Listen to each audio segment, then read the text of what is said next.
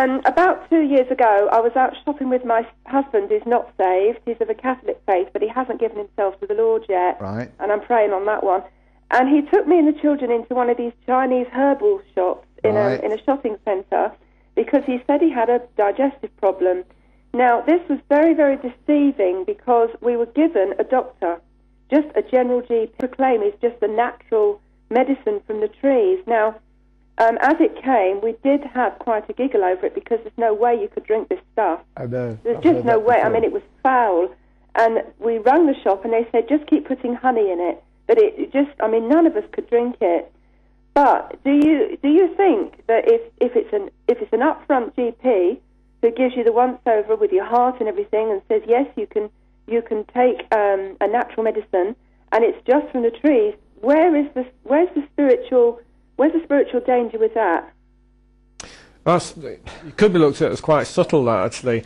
Getting it endorsed by a GP, but having it from a different source, really, having herbal remedies from a different source. I presume he didn't prepare all the herbal treatments himself. No, he didn't. It was all that the girls went and prepared it. So because it's prepared, as they assess what your problem is, then they will prepare the remedy based on that. And they, in the process, are very likely to have been seeking intuition of some kind to actually help their decision making as well, and all sorts of other factors. So I would say it's just like going to a herbalist, really, going through that way. Lots of GPs support alternative therapies. And even without the backing. I suppose he could have been verifying the fact that it was safe to drink, that it wouldn't do you any physical harm, but the spiritual link would clearly be there anyway, even though the GP recommended it and then it was passed over to you from some other source.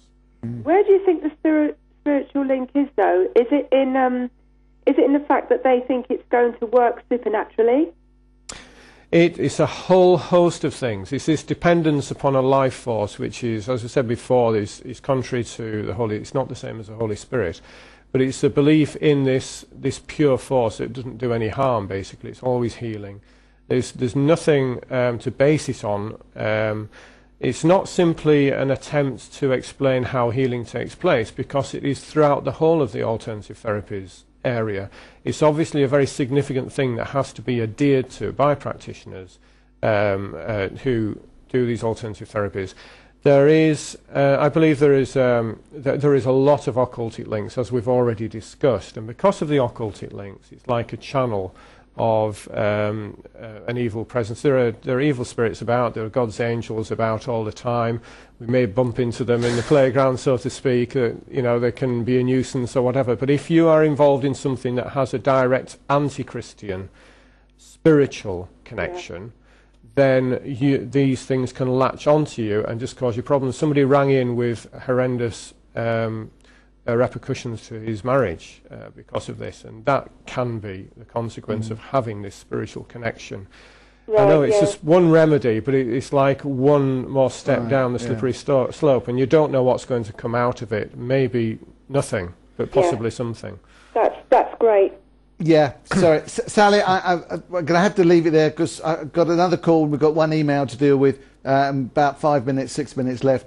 But if you need anything more on that, do contact us afterwards. Okay, I shall enjoy the rest of the show. Okay, bless you. Bless you. I've got a full cut, but can we because we had this email, which I mentioned, about the lightning process, which I know you've had opportunity to check through. I mean, neither of us had heard of it before. No.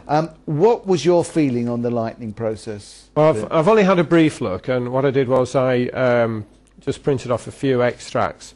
And it's very difficult to comment because there's very little information about what is actually going on.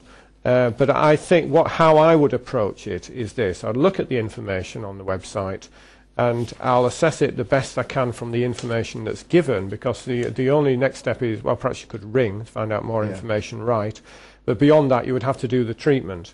And it has very high claims about success rate for ME, for example, 90% success rate, which is a massive statement.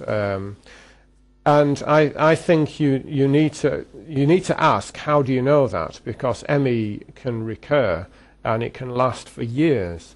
And it's very difficult to know that whether somebody has been cured of ME. But another thing that you need to be aware of as well, this idea that it's training. You go for this training, but you've got to continue with this training. So you pay your fee, but more money would need to be paid. And if you're not getting better through it, then you may well be encouraged to do further training, which is more cost. And why is it called training? Why is it seems like it's training for your entire life. If you recover from ME or some other illness that doesn't necessarily have to return, you don't necessarily have to keep doing a sequence of events, or so it's. It raises a lot of questions, but I don't know because there's very little information. Nigel, who sent the email, I will send you a couple more things as well, because a couple of the things you ask as if it's in conflict with Christian convictions. A couple of things it mentions that this process has come out of are NLP and self-hypnosis, and I certainly would have some question marks over those two areas. So what I will do, Nigel, tomorrow or as soon as I can, is I will send you some information on those things to show where the basis of this has come from, and if we can find more information for you on that, we certainly will. Okay. Greta, I think. Greta, a couple of minutes we have. Hi. Hi, what can we do for you? I was very concerned to read in one of the well-known Christian magazines on exercises. And they talk about yoga. Yeah. And they say that it is the physical exercises of yoga, but not the spiritual aspect. Yeah. I was a bit amazed, really, by it, that he would even suggest it. Unfortunately, there are people that will. Yeah. But we've probably, when you were making the phone call, we actually dealt with this in just a few minutes ago, in that it is almost impossible to take away the physical and the spiritual in yoga, because it's all rolled into one. And the problem we come down to is this: why call it yoga? If it's just exercises, it ain't yoga. And so we do have some problems there. Meditating on scriptures while you're doing it, but I wasn't too happy with that. No, we certainly aren't happy. You've got about 50 seconds before I cut you off. What do you really want to say? Okay. One thing is, if anybody feels troubled by any spiritual link with things that have been involved in the past, your act of will is really important. As well as calling on God in the name of Christ, support of friends praying with you, Amen. Your will, your determination to get through and say, no, I'm going to follow the Lord. The other one is, I just want to briefly read this. If you then, though you are evil, know how to give good gifts to your children, how much more will your Father in heaven give the Holy Spirit Amen. To those who ask him? And we need to remember that. We can call on God for the Holy Spirit. Yeah. Yeah. So it's relationship with the Lord, isn't it? Yeah. Very, very, very much so.